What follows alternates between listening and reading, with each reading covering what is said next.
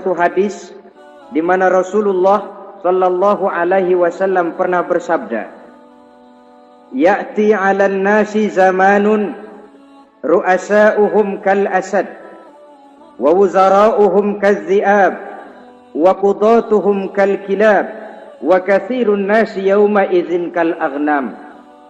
Pada satu saat, kata Nabi, akan datang di tengah masyarakat manusia, di mana pada masa itu muncul pemimpin-pemimpin yang bertingkah laku seperti singa. Ru'asa'uhum kal asad.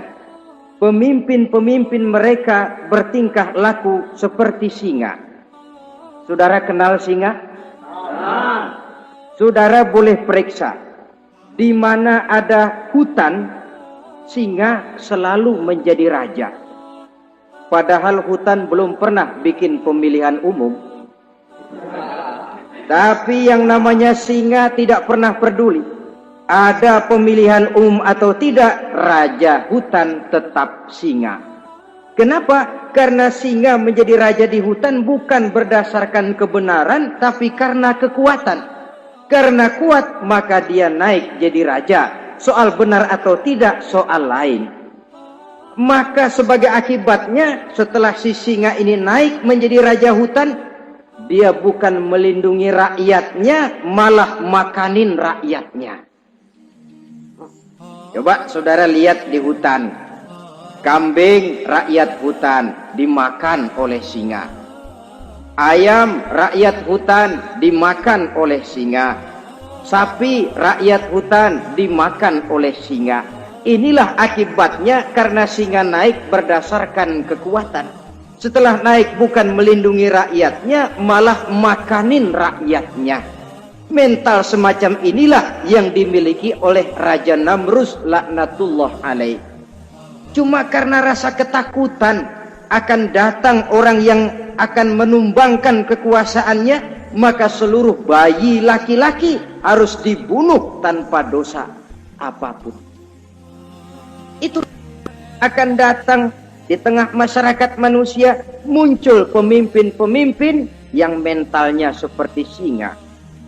Lah kalau yang jadi pemimpin sudah seperti singa, wa wuzara'uhum kazzi'ab.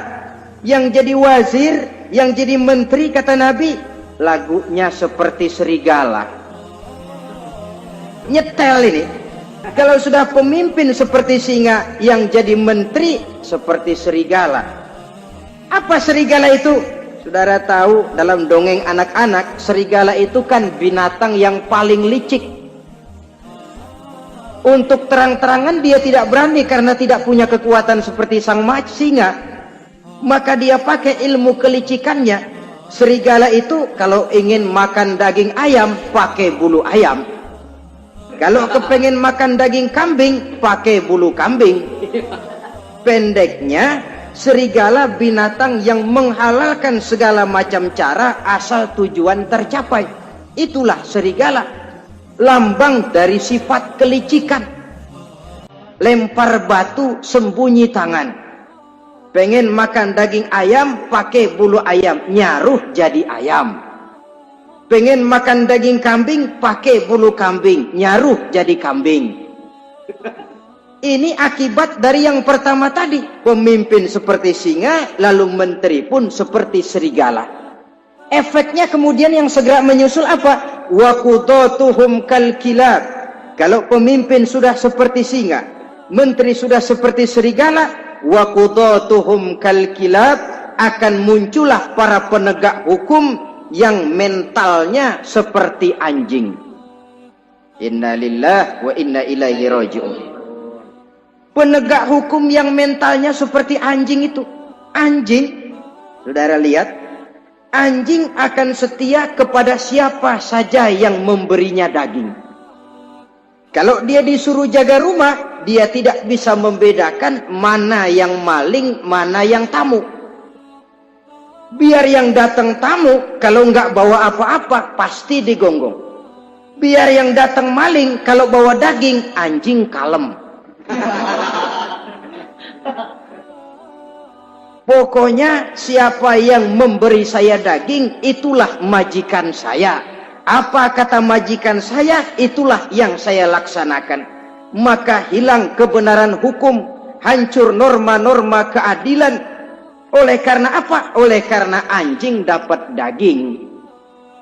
Lalu dalam kondisi semacam itu, yang jadi rakyat bagaimana? Kata Nabi, wa katsirun nas yauma izin kal aghnam. Adapun kebanyakan orang pada masa itu, lagunya sudah seperti kambing. Saudara, kambing itu binatang yang cuma menang groyokan dan tidak punya alternatif. Namanya kambing, digiring ke lapangan embe. Betul kan? Betul. Digiring ke kuali embe, dikasih makan rumput embe, sampai pun mau dipotong masih embe juga. Tidak punya pilihan lain si kambing ini, tidak punya alternatif lain. Kondisi semacam inilah yang terjadi di masa pemerintahan Raja Namruz laknatullah alaih.